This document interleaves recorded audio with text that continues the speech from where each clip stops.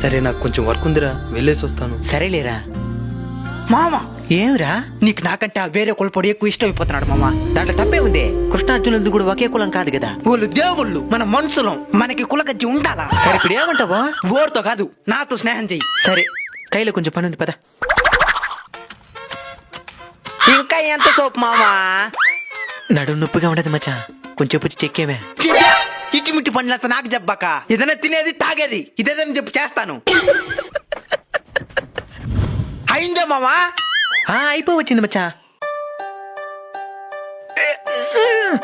మచ్చా లేబ్దురా మచ్చా, నీతో కూడా ఉంటే ఏదో పని చెప్తానే ఉంటావు. నేను ఇంటికి పోతాను, పోయా.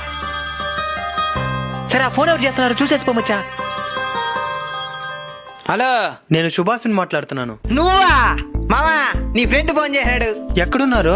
తల నుంచి కైలేను కష్టపడుతున్నాడు, నాన్ను కూడా చెప్తున్నాడు. సరే సరే. మాట్లాడుతుంటేనే కట్ చేసాడు. ఇలాంటి వారితో స్నేహం చేస్తావు నువ్వు? చెప్పుంటే నేను కూడా వచ్చుంటాను కదరా. అయిపోయింది లేరా, మోపలిపి చాలు.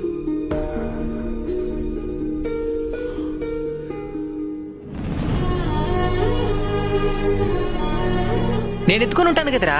తెల్లారి నుంచి కష్టపడుతున్నావు, ఇంకెక్కడ తేగలుగుతావు? నేను తెస్తాలే కాని పదా.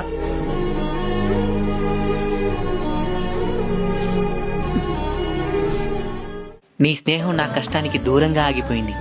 వాడి స్నేహం నా కష్టంలో సైతం తోడుంది. నీ స్నేహం కులం దగ్గరే ఆగిపోయింది. వాడి స్నేహం నేను కాటిలో కాలేంత వరకు నాతోనే ఉంటుంది.